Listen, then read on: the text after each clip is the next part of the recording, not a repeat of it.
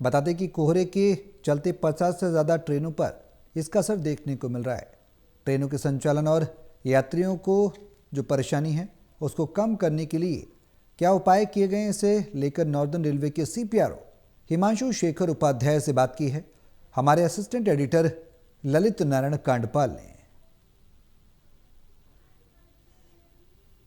Delhi NCR में लगे कोहरे के कारण कई रेलगाड़ियों पर इसका असर हुआ है। मेरे साथ बात करने के लिए मौजूद हैं CPRO हिमांशु शेखर जी, उनसे बात करते हैं। सर, ये बताइए कि रेलगाड़ियों पर कितना असर हुआ है कोहरे का, कितनी गाड़ियां प्रभावित हुई? देखिए, कोहरे में विजिबिलिटी बाधित होती है, विजिबिलिटी डाउन होती है, जिसकी वजह से यातायात के हर साधन पे, चाहे एयर ट्रैफिक हो, हवाई यातायात हो, सड़क यातायात हो, रेल यातायात हो, सबकी स्पीड स्लो होती है। फ़र्क पड़ता है, असर पड़ता है। इसी तरह रेलवे में भी इसका असर पड़ रहा है। और ये आज जैसे नंबर की बात करूं तो आज सुबह की जो जानकारी मुझे मिली उस हिसाब से दिल्ली मंडल की 50 से अधिक ट्रेन अपने तय समय से देरी से चल रही थी। लेकिन कोहरे में हमारा प्राइम टारगेट, प्राइम ऑब्जेक्टिव यात्रियों की सुरक्षा होती है, संरक्षा होती है, सेफ्टी होती है।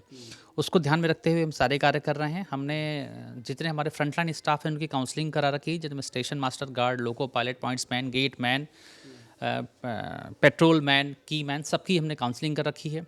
इसके अतिरिक्त जो सिग्नल है उनके पहले लाइन मार्किंग, चूने की मार्किंग करा रखी है, ताकि सिग्नल आने के लो विजिबिलिटी में भी सिग्नल आने के बारे में कि सिग्नल पोस्ट आने वाला है, ये ड्राइवर को लाइन मार्किंग देख के समझ में आ जाए।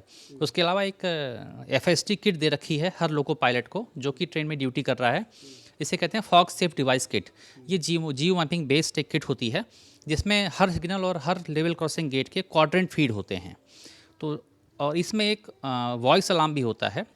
हर कोई भी सिग्नल आने के करीब 700-800 मीटर पहले से ही वो वॉइस अलार्म एक्टिवेट हो जाता है और ड्राइवर को बताता है कि आपका ये सिग्नल आने वाला है, कृपया अलर्ट हो जाएं।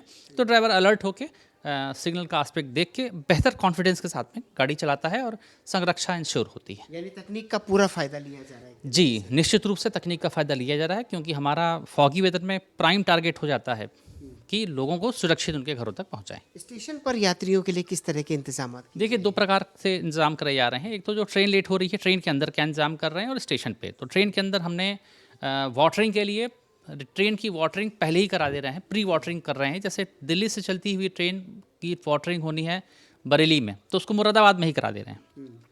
इसी तरह से ट्रेन के अंदर सफाई के लिए हमने निर्देश दे रखा है कि फ्रीक्वेंसी सफाई की बढ़ाएं ट्रेन के अंदर। साथ ही साथ जो पेंट्री वगैरह हैं उनको भी निर्देश दिया गया है कि अतिरिक्त राशन लेके चलें, ताकि ट्रेन लेट होने पर भी लोगों को खान पान की सुविधा मुहैया करा सकें।